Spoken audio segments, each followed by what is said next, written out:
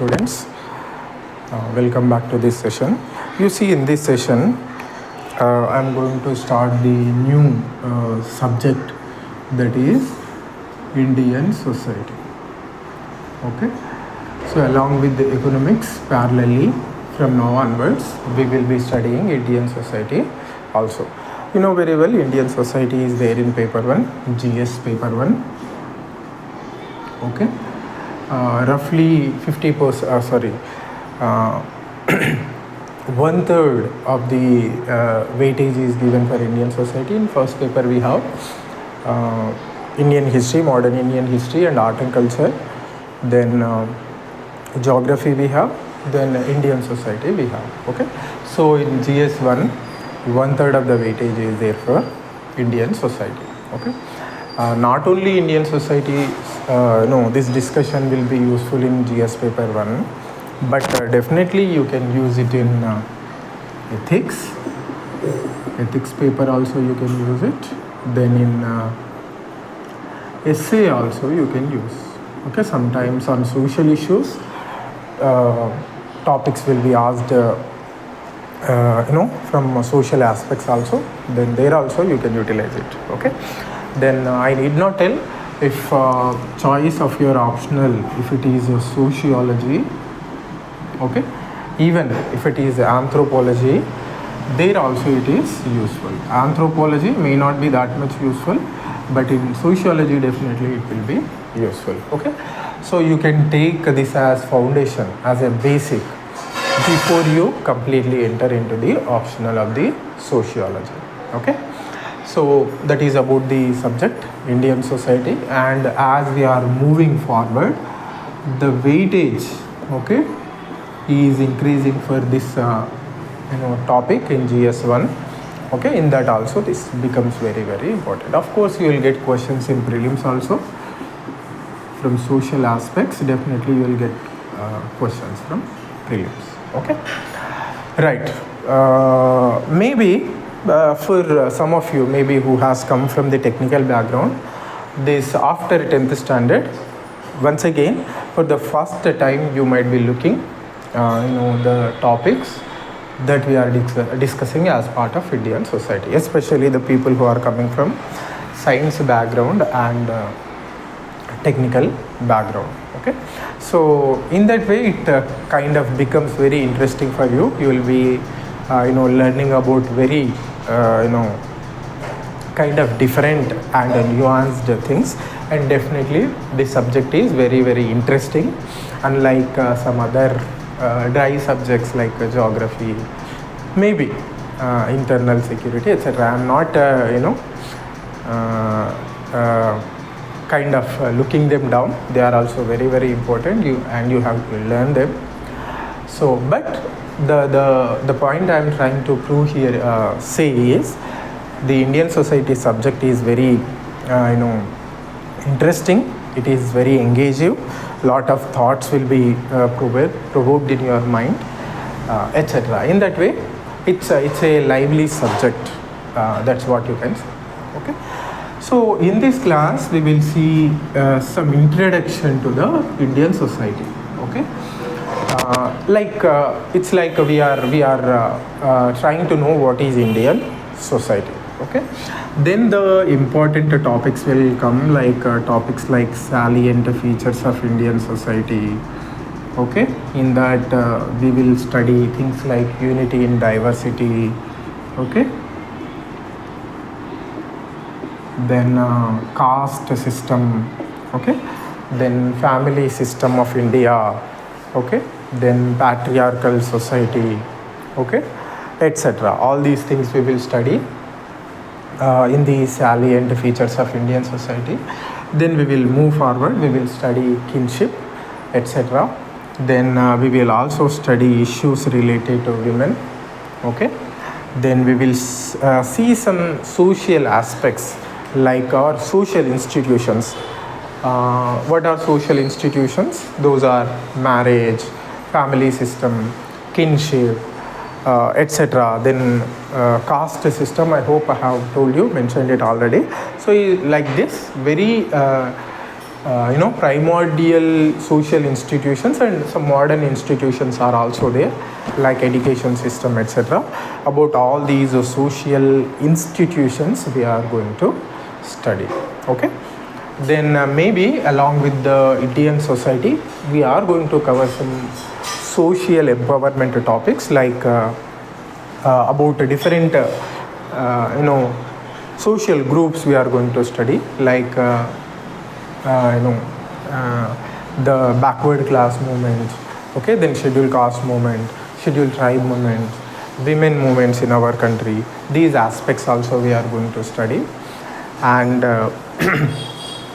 we are going to examine things like class system and class system in our country. Okay, so roughly these are the topics that we are going to study in the subject of Indian society. Okay, don't worry, I will provide in a PDF document the topics, all the topics that we are going to discuss as part of Indian society. Okay, right.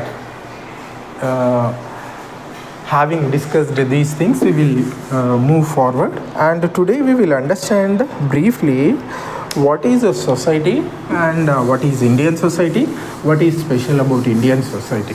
Okay, and these things and some peculiar features of Indian society, briefly we will try and understand. Okay, first we will try and understand the word society. Okay. Okay. You see, an individual is there, single person is there, like you and me. Okay. What it is, the person interacts with the rest of the people. Okay. There are some other people also. Okay.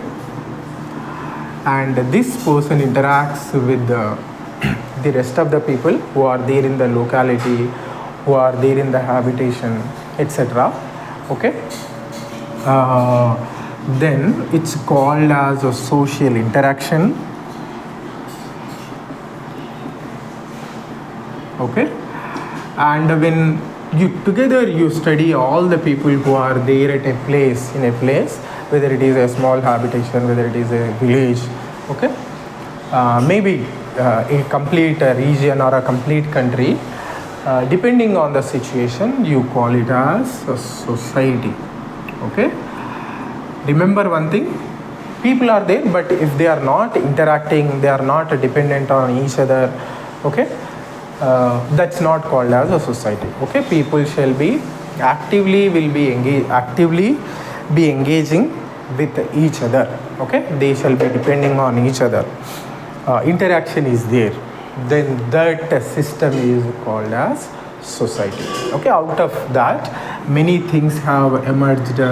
You might have heard the concepts like family, first family, then comes the society, then many things have come, like based on that, marriage, okay, caste system, etc., etc. Because of the continuous interaction within the society, all these things have emerged. We are going to study about that one. So crudely, that is how you can define a society. Okay, then what is the meaning of Indian society? Simply, okay, the society that is there in India, or Indian people, the way they are interacting with the rest of the Indians or rest of the people who are living in India, that group of people we can call them as Indian society. Okay, right, this is how you can understand the society. You see, I am not giving you the textbook definition for society. I am giving this definition based on my own understanding. Remember, apart from UPSC preparation, apart from studying all these subjects as a aspirant of UPSC, I am also a student of MSW, okay, Master of Social Work. So from social work perspective also I have studied Indian society, the society, and from that understanding I am trying to give my understanding of the meaning or definition of Indian society. Okay, right. So what is the significance of Indian society? You remember, unlike most of the societies, if you want to call United States of America or Britain or many countries that are there in Europe, even for that matter, the societies that are there in Asia, okay, unlike most of them, okay, Indian society has a great, what should I say, Indian society has a peculiar feature, that is, it has a long history, okay. You see, India is one of the great civilizations, okay, once upon, which have flourished. Let me take the names. The Greek civilization, okay, the, you know very well, the Mesopotamian civilization, okay, then there was a Roman civilization, okay, like this several civilizations have flourished, then in our country or in Indian subcontinent there was the Indus Valley civilization, okay. Indus Valley civilization is nothing but our civilization only, okay, right.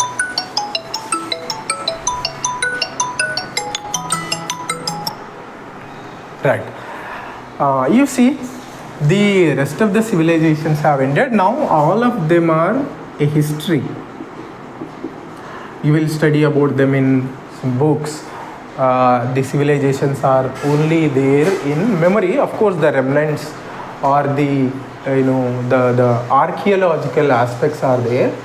Means now you can go and you can excavate, but the traditions, the practices, the lifestyle, maybe the beliefs, or most of the beliefs, they have ended for these civilizations, okay.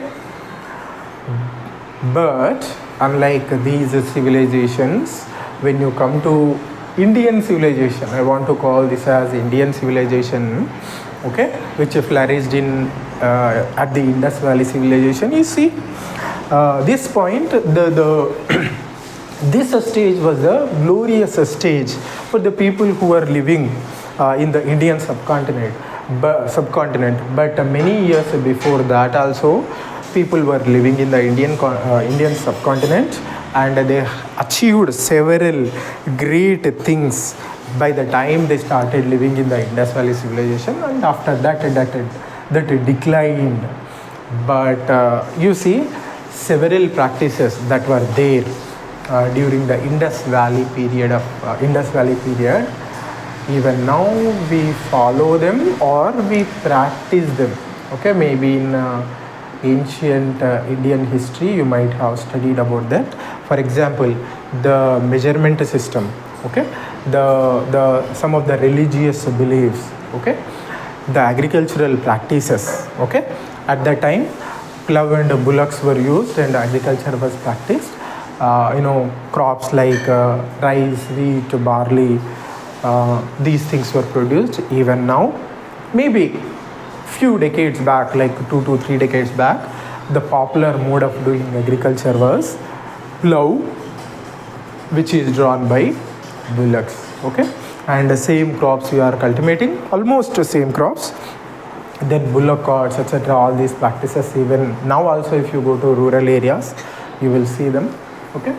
And the measurements, okay, the measuring things in multiples of 4, like 4, 8, 16, okay, 32, etc. All these things, okay, still they are continued, okay. Then things like worshipping the nature, okay, rearing the cattle, rearing the animals, okay. All these things, we still, most of them, they are being practiced, okay. So that's why our civilization or our society, unlike the other societies, is called as a living society or living civilization.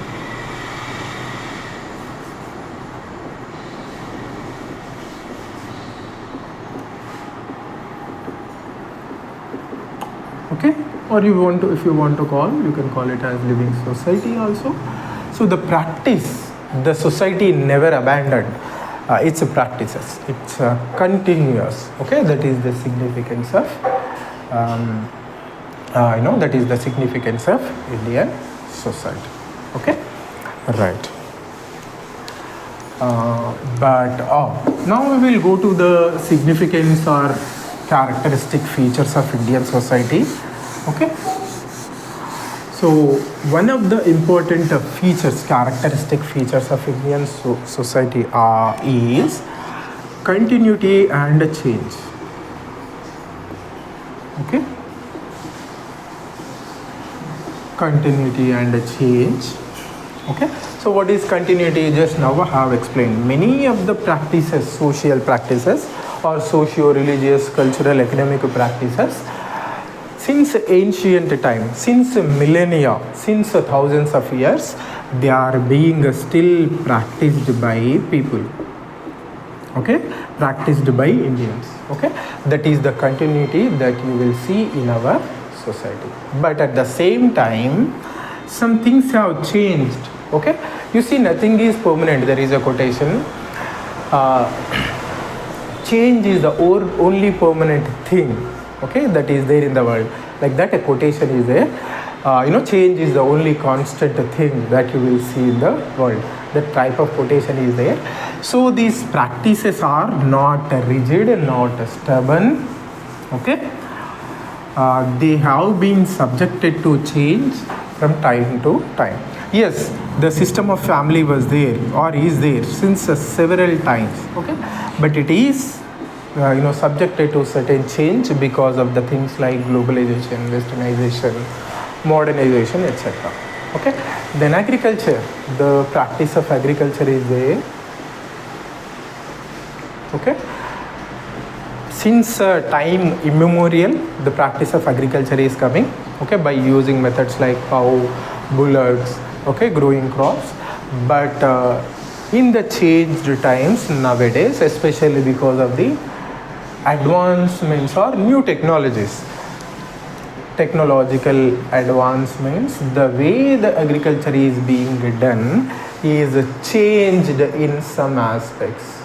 Okay, now machines like tractors, etc., are being used in some places. Irrigation methods have been changed. Some new crops, more and more importance is now being given to the commercial crops. Like this, some changes are there. But the crude practice, the original practice of doing agriculture, that's still there. You can see it in tribal areas, remote village areas. Okay, still there is some continuity and there is some change. Okay, you can take like this. You can take any example. Marriage system is there. Okay, so it is a continuous practice. Okay, still the things that were there millennia back, they were there. But due to things like modernization, women empowerment, etc., some things have changed in marriage also. And this change particularly you can see in the urban areas. Okay, then things like educational system is also there. One more social institution that also has undergone several changes. Okay, then the kinship, okay, means the relations. Okay, the relations I have with my family members. Okay, that also has undergone some change. Okay, then the things like a caste system. Okay, that also has undergone several changes. Okay, so this is the significance of continuity and change. Okay, right. One of the important characteristic feature of Indian society is continuity and change. Okay, then other important feature is we have to understand, or this the second feature is actually logical explanation to the first feature. How our society could change is because of its amalgamative nature. Okay, amalgamative nature of Indian society. Okay, You see, Indian society was never a rigid society. Okay, it was always accommodative, open to the the practices of the other cultures or other societies. Okay, it amalgamated or assimilated several different practices or different cultures. Okay, and that's how I think in the medieval period, when you study Indian history in the medieval period, you will study something called as composite culture. Okay, composite culture, something you will study. Okay, how it emerged? It emerged because of the amalgamation of the Islamic culture and the existing Indian culture. Okay, in the medieval period, in many ways, the Muslims have entered into India from western part of the country by using the passes. They have come to, they have invaded, they have established their dynasties, kingdoms, and they started ruling. Okay, then there took place a cultural assimilation.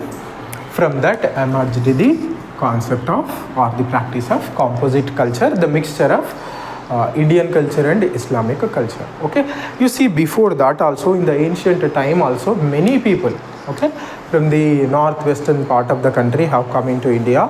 The Scythians, the Greeks, the Indo-Greeks, the Parthians. Okay, all these people have come to India, waged some wars, but some people have settled here, started or began their kingdoms. They started ruling, and over a period of time they have kind of become Indians, means they have permanently settled here. They have made India as their home, and they started living as the people of India. Okay, so in that way also, Indian culture is very significant. It is assimilative and amalgamative in nature, and because of that reason only, Indian society or Indian culture became very rich. Okay, the way it has several different practices. Okay, different what should I say, different types of people or people who have different cultures, different beliefs. They all were able to live together in a peaceful manner, in a harmonious manner. Okay, that is the greatness of Indian society.